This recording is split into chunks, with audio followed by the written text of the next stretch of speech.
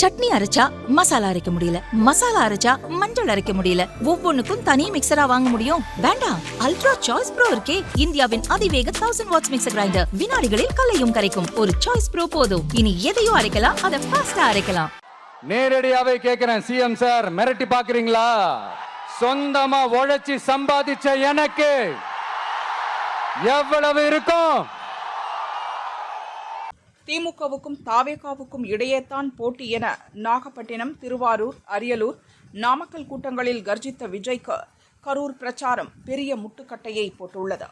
அங்கு நெரிசலில் சிக்கி 41 பேர் இறந்த சம்பவம் அவருடைய வேகமான அரசியலுக்கு பெரிய தடையை ஏற்படுத்திவிட்டது. செப்டம்பர் 27 கரூரில் நடந்த சம்பவத்துக்கு பின் ஒரு மாதமாகியும் விஜய் தன்னுடைய வீடு பனையூர் அலுவலகத்தை தாண்டி வேறு எங்கும் தலை காட்டவில்லை. அதோடு அவரது கட்சிக்குள்ளும் பல்வேறு குழப்பங்கள் நிலவுவதால் அடுத்து என்ன செய்வது என புரியாத மனநிலையில் விஜய் தவிப்பதாக அக்கட்சியின் மேல்மட்ட தலைவர் ஒருவர் கூறினார். அவர் கூறியதாவது: விஜய்க்கு கட்சி துவங்க வேண்டும் என்ற எண்ணம் வந்ததும் அதற்கு உரமூட்டி உறுதுணையாக இருந்தவர் புதுச்சேரியைச் சேர்ந்த ஆனந்த். புதுச்சேரியில் எம்எல்ஏவாக இருந்தவரின் அரசியல் அனுபவத்தை பார்த்து கட்சியில் தனக்கு அடுத்த இடமான பொதுச் செயலர் பதவியில் ஆனந்தை நியமித்தார். டெல்லி தேர்தல் கமிஷனில் கட்சியை பதிவு செய்யும் விஷயத்தில் பெரும் உதவியாக இருந்த அருண்ராஜ் என்ற IRS அதிகாரியையும் விஜய் தன்னுடன் சேர்த்து கொண்டார். அவருக்கு கொள்கை பரப்பு பொதுச் செயலர் பதவி வழங்கினார். அதற்கு இணையான தேர்தல் பிரிவு மேலாண்மை பொதுச் செயலராக நியமிக்கப்பட்டிருப்பவர் ஆதவ் அர்ஜுனா.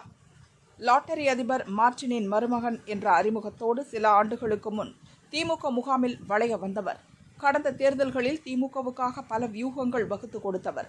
பிரபல வியூக வகுப்பாளர் பிரசாந்த் கிஷோரை திமுகவுக்காக செயல்பட வைத்ததில் ஆதவ் அர்ஜுனாவின் பங்கு முக்கியமானது. ஆனால் திமுக ஆட்சிக்கு வந்த பின் இவருக்கு ஆட்சியில் முக்கியத்துவம் இல்லை என்றதும் அங்கிருந்து விலகினார். விடுதலை சிறுத்தைகள் கட்சியில் இணைந்த துணை பொதுச் செயலர் ஆனார். அதன்பின் விஜயுடன் நெருக்கமாகி திருமாவளவனை விஜய் பக்கம் கொண்டு செல்லும் முயற்சியில் ஈடுபட்டார். அதன் காரணமாக திருமாவளவனுக்கு திமுக கொடுத்த நெருக்கடியால் அக்கட்சியிலிருந்து நீக்கப்பட்டார் ஆதவ். உடனே விஜயை சந்தித்த தாவேகாவில் இணைந்தார். அவருக்கு கட்சியின் தேர்தல் பிரிவு மேலாண்மை பொதுச் செயலர் பொறுப்பு வழங்கப்பட்டது. அதேபோல் தாவேகாவின் வியூக வகுப்பாளராக நியமிக்கப்பட்டிருக்கும் ஜான் ஆரோக்கியசாமியும் முக்கிய தலைவர் போல செயல்பட்டு வருகிறார். பாரதிய ஜனதா அதிமுக என கட்சி மாறி தாவேகாவுக்கு வந்திருக்கும் நிர்மல் குமாருக்கு தகவல் தொழில்நுட்ப பிரிவு துணை பொதுச் செயலர் பொறுப்பு வழங்கப்பட்டிருக்கிறது. அதனால் கட்சியின் முக்கிய ஆலோசனைகளின் போது அவரும் பங்கெடுக்கிறார். இப்படி தாவேகாவில் விஜய்க்கு அடுத்த நிலையில் இருக்கும் இந்த 5 பேரும் தான் கட்சியை நடத்துவது போல செயல்படுகின்றனர். ஆனால் ஐவரில் ஒருவர் கூட அடுத்தவரை ஏற்றுக்கொள்வதில்லை. ஆளாளுக்கு ஒவ்வொரு யோசனையை தெரிவித்து விஜயை தங்கள் போக்குக்கு இழுப்பதால் அடுத்து என்ன செய்வது என புரியாமல் தவித்து வருகிறார் விஜய்.